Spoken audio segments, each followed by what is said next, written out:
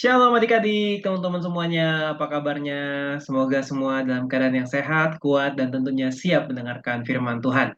Nah teman-teman, adik-adik semua, sebelum kita sama-sama mau membahas kebenaran firman Tuhan pada pagi hari ini, yuk kita sama-sama bersatu di dalam doa. Bapa dalam surga, terima kasih ya Tuhan buat pagi hari yang indah ini. Engkau masih beri kami kesempatan untuk berkumpul bersama dalam ruang virtual ini. Tuhan kiranya yang pimpin, berkati hambamu yang berbicara, kiranya Engkau kuduskan, Engkau sucikan mulut bibir hambamu, biar setiap perkataan yang keluar dari mulut bibir hambamu hanya berasal daripadamu saja. Berkati juga teman-teman, adik-adik semua yang mendengarkan atau sedang menonton tayangan ini, kiranya Engkau berikan mereka hati yang lembut yang mau ditaburi oleh benih kebenaran firman-Mu. Dan biarlah benih kebenaran firman-Mu ini bisa bertumbuh dan berakar, berbuah dalam hati adik-adik teman-teman semua yang mendengarkan firman ini. Kami mohon kasih sayang dan anugerah-Mu Bapa, di dalam nama Tuhan Yesus Kristus, Allah yang hidup. Haleluya. Amin. Nah, adik-adik teman-teman semua, hari ini kita akan membahas satu topik yang mungkin beberapa dari kita pernah mendengarnya atau mungkin pernah kepikiran juga, yaitu tentang panggilan hidup kita di hadapan Tuhan. Nah, bagaimana sih kita bisa berkata ya pada panggilan hidup yang Tuhan sudah berikan kepada kita? Nah, adik-adik teman-teman semua, hari ini temanya Kak Joshua berjudul Say Yes, yaitu tentang bagaimana kita meresponi panggilan Tuhan dalam hidup kita. Nah, teman-teman, sebelum kita lanjut membahas topik ini, nah, teman-teman, tema hari ini Kak Joshua berjudul Say Yes, yaitu tentang bagaimana kita meresponi panggilan Tuhan dalam hidup kita. Dan John Maxwell, salah seorang tokoh leadership atau kepemimpinan Kristen di Amerika Serikat, suatu hari dalam leadership conference yang diadakannya khusus bagi hamba-hamba Tuhan atau pendeta atau gembala aktif di Amerika, dia bertemu dengan salah seorang peserta yang bernama Pastor John Bassano. Pastor John Bassano ini kemudian menghampiri John Maxwell dan berkata kepada John Maxwell seperti ini, John, tahukah engkau bahwa saya mendapat panggilan Tuhan waktu saya masih sangat muda, usia saya sekitar 21 tahun. Dan ketika mendapat panggilan Tuhan tersebut, saya langsung buru-buru mengabarkan kepada orang di sekitar saya, termasuk ayah mertua saya. Dan tahukah, John, apa yang dikatakan ayah mertua saya tentang keputusan saya ini untuk menjadi hamba Tuhan? Dia katakan gini, nah, hanya satu dari 10 orang yang akan bertahan dalam pelayanannya sampai usia mereka menginjak 65 tahun. Dan Basano kemudian mengeluarkan Alkitab lusuh dan tua yang dia simpan di dalam tasnya, dan dengan sedikit emosional dia berikan kepada John Maxwell, dia kasih lihat ke John Maxwell bagian cover dalam dari Alkitabnya, dan di situ ada beberapa nama teman-teman. Lalu John Basano berkata kepada John Maxwell, John, waktu saya masuk sekolah Alkitab, saya mencatat seluruh nama teman-teman saya. Dia bilang gini ya, saya mencatat 25 nama teman-teman saya yang masuk ke dalam sekolah Alkitab pada waktu itu. Kami semua masih berusia 20-an tahun. Dan saat ini usia saya belum berusia 65 tahun, tapi 20 orang teman saya telah meninggalkan pelayanannya. Wow, bayangin teman-temannya 25 orang yang waktu itu say yes pada panggilan Tuhan. Mereka katakan, ya kami mau melayani Tuhan. Tuhan ini aku, utuslah aku. Ternyata dari 25 orang hanya 5 orang yang tersisa, yang masih setia dalam pelayanannya. Nah teman-teman, kisah John Basano ini bukan hanya kisah eh, pengalaman pribadi semata, karena ternyata Barna, sebuah organisasi riset Kristen di Amerika Serikat, mereka bikin survei, dan di bulan Maret 2022 tahun ini, Barna mengeluarkan hasil risetnya. Dan dari hasil riset tersebut ditemukan bahwa ternyata 42% gembala aktif di Amerika Serikat memikirkan atau mempertimbangkan dengan serius untuk berhenti. Artinya mereka keluar dari pelayanannya sebagai hamba Tuhan. So, kita harus memikirkan serius tentang keputusan kita untuk melayani Tuhan. Karena nyatanya teman-teman, Kak Yusuf dapati bagian tersulit dalam meresponi panggilan Tuhan bukan ketika kita memutuskan untuk say yes pada panggilan Tuhan. it's easy to say yes gitu ya. Semua orang juga bisa bilang iya pada panggilan Tuhan. Semua juga bisa bilang iya waktu mereka diajak melakukan sesuatu. Tapi pertanyaannya, apakah mereka bisa stay yes dalam panggilan Tuhan tersebut? Nah, kalau gitu gimana Kak caranya ya? Pertanyaannya gitu kan. Tentu yang menjadi pertanyaan adalah gimana caranya supaya kita nggak cuma say yes pada panggilan Tuhan, tapi kita juga bisa stay yes pada panggilan Tuhan. Nah, teman-teman, oleh sebab itu nampaknya kita perlu memikirkan ulang atau kita perlu merenungkan ulang nih, mendefinisikan ulang apa sih artinya panggilan Tuhan, apa sih artinya calling gitu ya. What is calling? Jangan-jangan selama ini pemahaman kita tentang calling itu salah. Jangan-jangan apa yang kita ketahui tentang calling itu kurang tepat, teman-teman.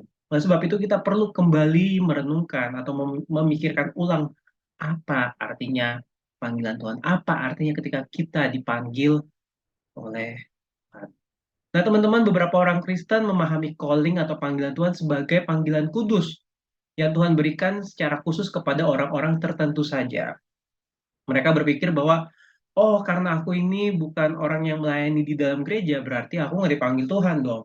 Udahlah, panggilan Tuhan itu khusus bagi hamba-hamba Tuhan, pendeta, pastor, gembala sidang, evangelis, uh, youth pastor, udah panggilan mereka aja tuh yang jadi hamba Tuhan aja yang menjadi panggilan Tuhan. Kalau aku nih, aku sebagai pelajar, sebagai anak sekolah, aku mah nggak dipanggil Tuhan, orang aku nggak pelayanan di dalam gereja, gitu teman-teman ya, kurang lebih gambarannya. Nah, pemikiran ini atau pemahaman ini disebut sebagai spiritual distortion, yaitu pandangan yang memandang panggilan dalam hidup kita hanya ketika kita berada di dalam gereja. Artinya panggilan yang lebih holy itu yang ada di dalam gereja. Kalau di luar gereja ya bukan panggilan, namanya pekerjaan sehari-hari semata gitu. Jadi memandang panggilan rohani itu lebih tinggi dari panggilan yang sifatnya duniawi dan tanda kutip atau yang biasa-biasa saja dan sehari-hari.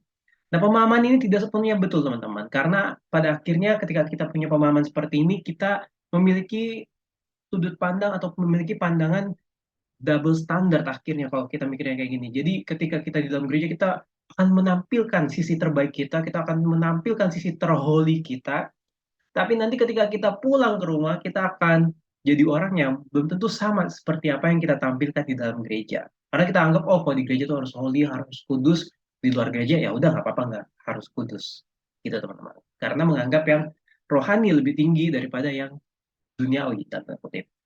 Ini yang disebut spiritual distortion. Nah, teman-teman, tapi nggak cuma itu juga. Sebaliknya ada juga loh orang-orang Kristen yang nganggap panggilan itu nggak usah dalam gereja deh. Ya, kita jangan jago kandang, kita jangan cuma rame-ramein gereja gitu. Kita pelayanan di luar aja. Dunia ini butuh anak-anak Tuhan. Jadi kita pelayanan di marketplace aja. Kita kerja habis-habisan.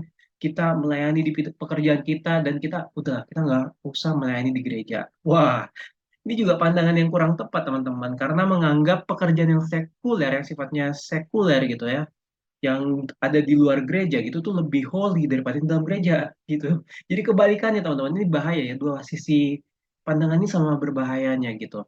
Jadi mereka nggak lagi concern dengan pelayanan di dalam gereja.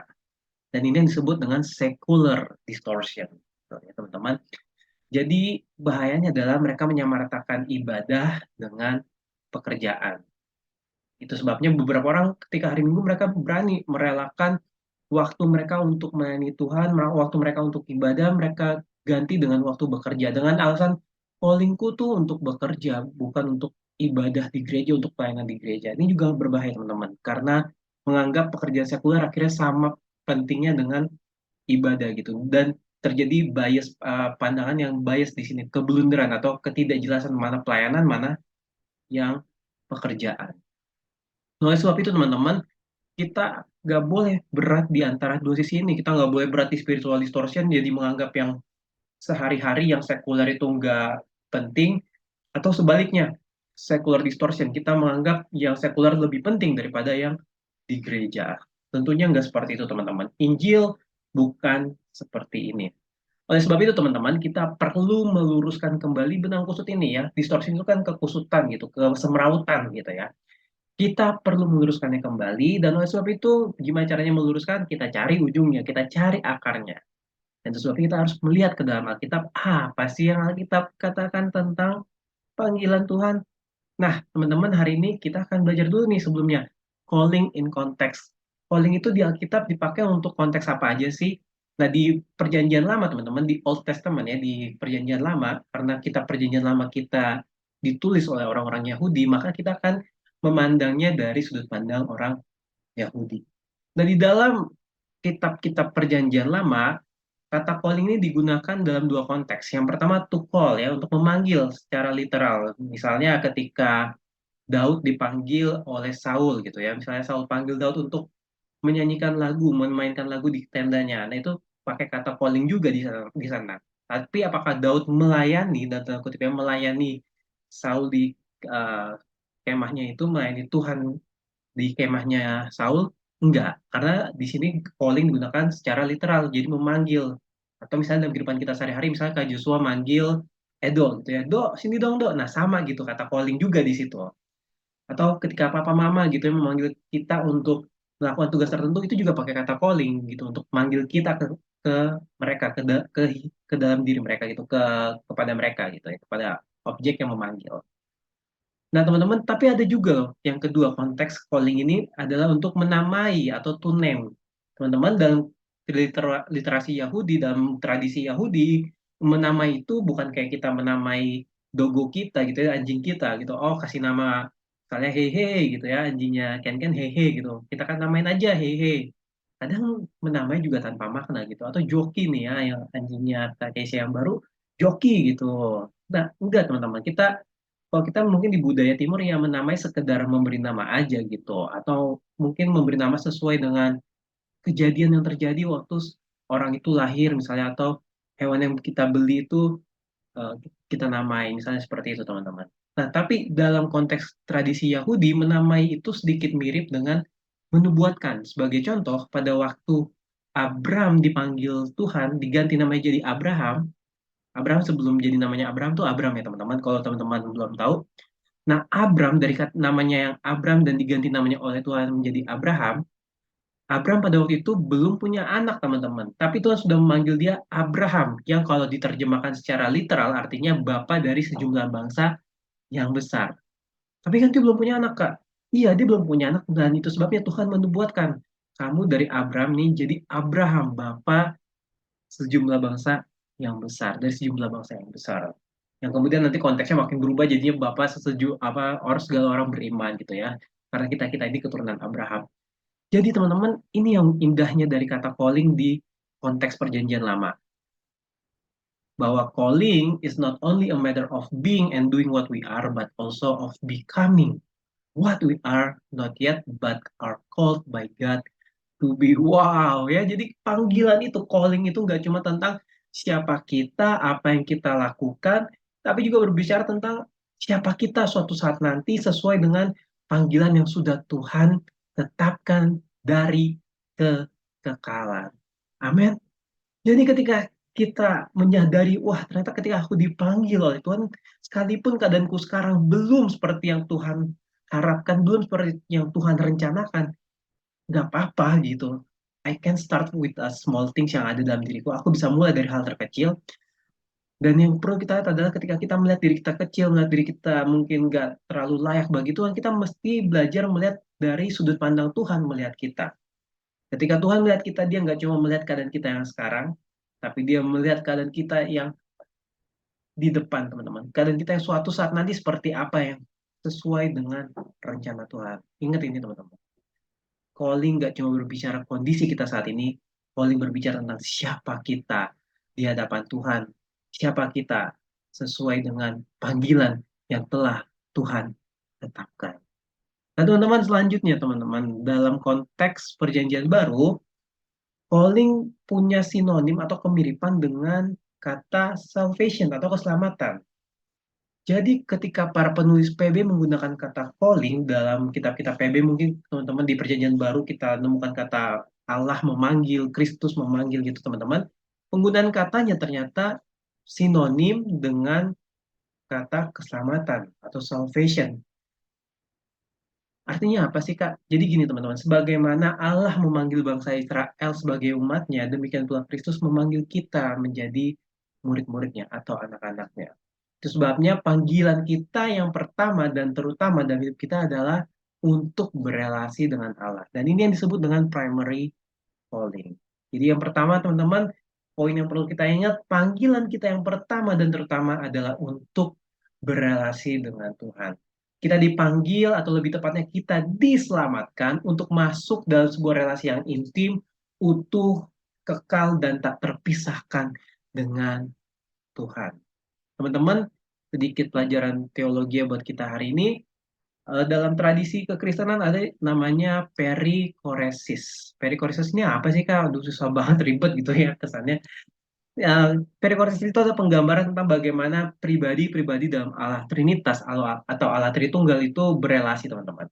Jadi di dalam Allah Trinitas yaitu Bapa, Anak, dan Roh Kudus, mereka itu saling bergerak melingkar atau mengisi. Kalau teman-teman lihat di gambaran itu ada meja bulat gitu ya. Ini penggambaran semata gitu.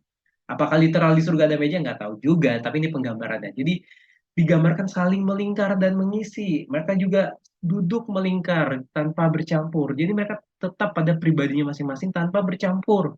Terbagi tapi tidak terpisah, berbeda tapi sama, dan saling berkelindan, artinya saling berhubungan satu sama lain.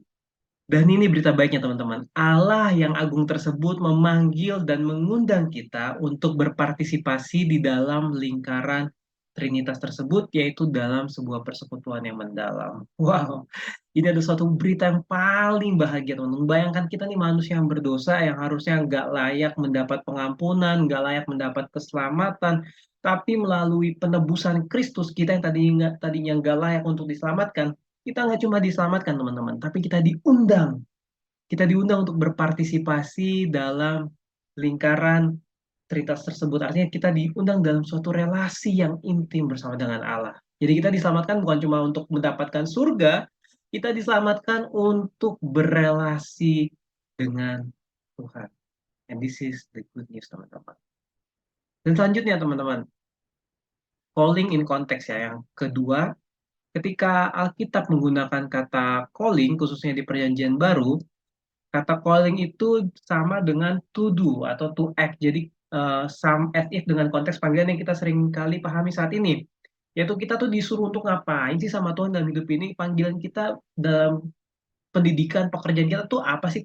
Tugasku di dunia ini untuk apa sih? What is my purpose of life? Apa tujuan hidupku diciptakan oleh Tuhan?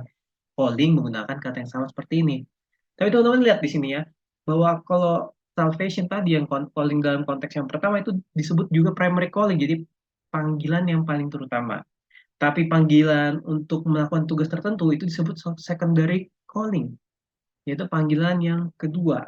Jadi bukan berarti salah satu lebih hebat dari yang satunya gitu, bukan berarti primary lebih penting daripada yang secondary, enggak teman-teman. Tapi ini untuk membedakan fungsi dan tujuannya.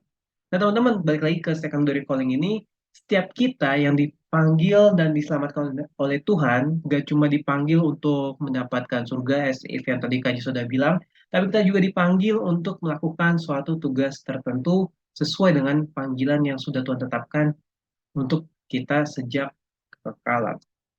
Nah, apa sih secondary calling itu? Teman-teman, dalam bukunya yang berjudul Wishful Thinking, Frederick Buechner mengatakan calling the place God calls you is the place where your deep gladness and the world's deep hunger meet. Jadi artinya secondary calling kita, panggilan kita di dalam dunia ini adalah ketika passion kita nih, your deep gladness atau istilahnya passion kita bertemu dengan kebutuhan dunia. Jadi apa yang kamu bisa, apa yang menjadi uh, passionmu gitu ya, kemampuanmu, kehebatanmu yang membuat kamu suka cita dan apa yang menjadi kebutuhan dunia itulah callingmu. Nah tapi teman-teman, bahayanya pandangan ini juga terlalu simplistik. Oh berarti kalau aku nggak suka, berarti itu bukan calling aku dong. Enggak ya teman-teman, enggak juga. Karena ya ternyata teman-teman, menurut Martin Luther, setiap orang percaya tuh nggak cuma dipanggil untuk melakukan suatu tugas tertentu. Setiap kita setidaknya dipanggil Tuhan untuk melayani di tiga bidang kehidupan. Yang pertama adalah keluarga, yang kedua adalah gereja, dan yang ketiga adalah negara, yaitu pekerjaan dunia kita gitu ya, apa yang bisa kita lakukan bagi dunia ini. So, teman-teman, bagi kita yang ngaku Kristen, yang ngaku telah menjadi pengikut Kristus, sudah ditebus oleh Tuhan, kita nggak cuma hidup untuk mengerjakan tugas tertentu, nggak cuma untuk bekerja, teman-teman, tapi kita hidup untuk menjalankan panggilan Tuhan dalam kehidupan kita. Dan apa panggilannya? Yaitu untuk hidup sebagaimana Kristus telah hidup. Sehingga seluruh aspek kehidupan kita, entah itu dalam keluarga, pertemanan, pendidikan, pekerjaan, apapun yang kita lakukan harus kita lakukan seperti untuk Tuhan dan bukan untuk manusia. So, teman-teman, dari keempat konteks calling yang sudah kita bahas tadi, maka calling itu dapat kita simpulkan sebagai berikut. Jadi calling atau panggilan adalah kebenaran bahwa kita dipanggil oleh Tuhan ke dalam sebuah relasi yang kekal bersamanya. Ini yang tadi kita sebut dengan primary calling. Panggilan yang pertama dan terutama bagi orang Kristen, bagi setiap kita yang percaya kepada Kristus, kita dipanggil oleh Tuhan ke dalam sebuah relasi bersama dengan Tuhan. Dan baru sehingga seluruh aspek kehidupan kita dihidupi secara khusus sebagai pengabdian penuh kepadanya sebagai respon terhadap panggilan dan pelayanannya. Jadi secondary calling kita atau panggilan kita yang kedua itu adalah untuk meresponi anugerah Tuhan, meresponi panggilan dan pelayanannya dengan cara menghidupi apa yang Dia kehendaki dalam hidup kita. Nah, teman-teman, beberapa takeaways yang bisa Kak Joshua berikan bagi kita semua pada hari ini. Yang pertama, panggilan bukan tentang apa yang kita lakukan, melainkan siapa diri kita di hadapan Tuhan. Jadi calling dalam kekristenan bukan hanya what we do, tapi tentang who we are. Jadi bukan hanya apa yang kita lakukan, tapi siapa kita di hadapan Tuhan. Dan ini berita baiknya, teman-teman.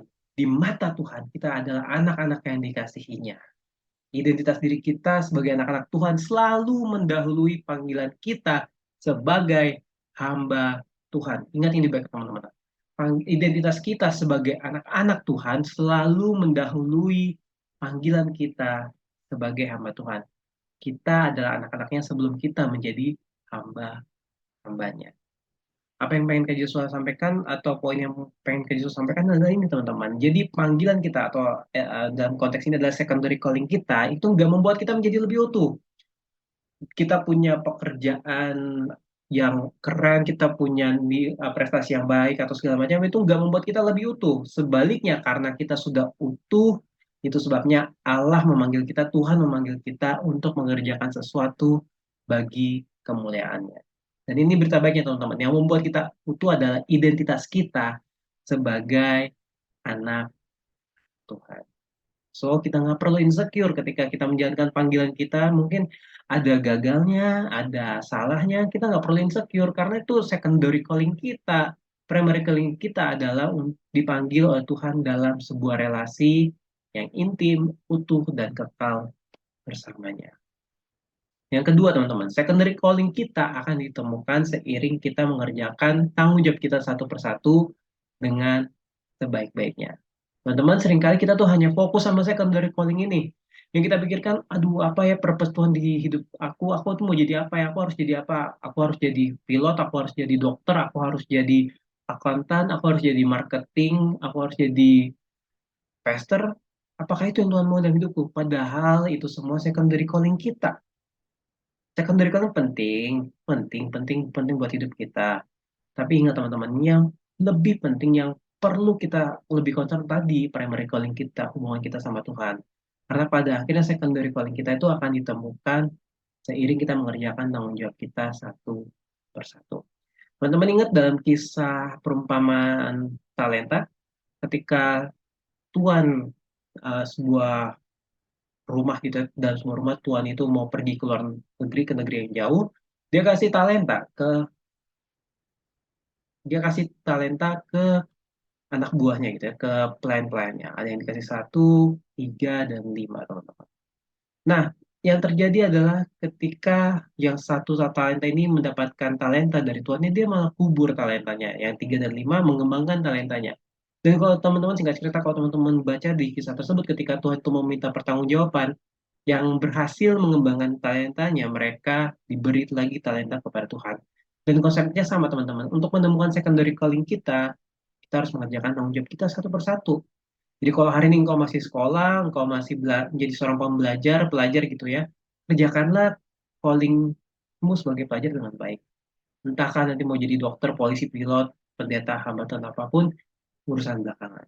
Kerjain dulu apa yang ada dan jadi tanggung jawab kita di depan mata. Maka nanti Tuhan yang akan menuntun kita kemana Ia memanggil kita sesuai dengan rencananya. Yang ketiga, teman-teman, takeaways ketiga yang bisa kita bawa pulang hari ini, sekali lagi Kak Joshua concern banget sama hal ini. Bahwa panggilan yang pertama dan terutama adalah untuk berelasi dengan Tuhan. Katekismus Westminster mengatakan the purpose of man is to glorify God and to enjoy Him forever. Tujuan manusia diciptakan itu untuk memuliakan Tuhan dan menikmatinya selamanya. Bagaimana kita memuliakan Tuhan? Dengan menikmati Tuhan selamanya. Dan sebaliknya, bagaimana kita bisa menikmati Tuhan dengan memuliakan Tuhan. So, ingat teman-teman, panggilan yang pertama dan terutama adalah untuk berrelasi dengan Tuhan. Kita tidak dipanggil pertama-tama untuk melakukan suatu tugas tertentu atau pergi ke suatu tempat tertentu, melainkan kita dipanggil kepada seorang pribadi, yaitu Tuhan Yesus Kristus. Kita tidak dipanggil pertama-tama untuk mengerjakan suatu tugas spesial tertentu, tapi kita dipanggil, dicipta, diselamatkan untuk bergaul karib dengan Tuhan. Dan satu poin terakhir yang pengen Kak Joshua bagikan buat kita semua pada hari ini, kunci untuk menjawab panggilan Tuhan adalah mengabdikan diri kita dengan setia pada Tuhan. Teman-teman, Francis Chan seorang hamba Tuhan yang begitu luar biasa. Dia punya gereja begitu besar, tapi dia cabut dari gerejanya dan dia dalam bukunya dia tulis gini, hal yang paling berbahaya, yang paling menyedihkan adalah bukan ketika kita berhasil, tapi yang paling menyedihkan adalah ketika kita berhasil melakukan sesuatu yang gak sesuai kehendak Tuhan. Wow, jadi bayangkan teman-teman, dia yang sudah punya gereja begitu besar dan akhirnya dia meninggalkan gerejanya, salah satu alasannya karena dia merasa ini bukan panggilan Tuhan dalam hidup gue gitu. Dan akhirnya dia sekarang membangun kembali dari kecil. Dia justru memilih untuk menjadi gembala di gereja kecil, gereja rumah yang jemaatnya nggak banyak, dikit banget. Tapi di situ dia merasakan betul bahwa inilah panggilannya Tuhan dalam hidupnya. Bukan untuk jadi hamba Tuhan yang besar, punya jemaat banyak, tapi untuk jadi hamba Tuhan yang kecil bagi beberapa orang tertentu saja. So teman-teman, hati-hati. Jangan sampai kita jadi orang yang berhasil, tapi bukan berhasil di tempat yang Tuhan kehendaki kita untuk berhasil, untuk yang Tuhan panggil kita. Tapi biarlah kita berhasil di tempat yang sesuai dengan panggilan Tuhan dalam hidup kita. Dan bagaimana caranya kita bisa tahu? Kuncinya satu tadi, kita mengabdikan diri kita dengan setia kepada Tuhan dalam primary calling kita dulu, dalam relasi kita bersama Tuhan, nanti secondary calling kita akan menyusul teman-teman. So hari ini pertanyaannya, siapa dari kita yang mau menjalankan callingnya di hadapan Tuhan? Siapa yang hari ini mau say yes dan stay yes dalam panggilannya pada Tuhan? Nah, teman-teman, satu ayat terakhir yang bisa Kak Joshua berikan buat kita hari ini, Efesus 2 ayat 10 katakan, karena kita ini buatan Allah diciptakan dalam Kristus Yesus untuk melakukan pekerjaan baik yang dipersiapkan Allah sebelumnya, Ia mau supaya kita hidup di dalamnya. Mari kita bersatu di dalam doa. Bapa dalam surga, terima kasih buat firman-Mu pada hari ini. Tuhan kiranya memberkati setiap kami yang mendengarkan firman-Mu. Tuhan kiranya berkati mereka yang hari ini mau mendedikasikan hidupnya bagi Tuhan. Mereka yang mungkin berkata hatinya, Tuhan ini aku, utuslah aku. Mereka yang rindu hidupnya enggak cuma berjalan begitu saja, tapi rindu dipakai oleh Tuhan menjalani panggilan Tuhan dan hidupnya. Tuhan, Engkau yang memberkati mereka. Engkau yang menuntun setiap langkah hidup mereka biar mereka berjalan sesuai dengan panggilan-Mu. Dimanapun mereka berada, siapapun mereka Tuhan yang saat ini sedang membuka hatinya, kiranya Engkau yang menolong, memberkati dan menyertai seluruh hidup mereka. Terima kasih Tuhan Yesus buat kebenaran firman-Mu pada pagi hari ini. Di dalam nama Tuhan Yesus Kristus. Haleluya. Amin. Thank you teman-teman. God bless you. Selamat hari Minggu.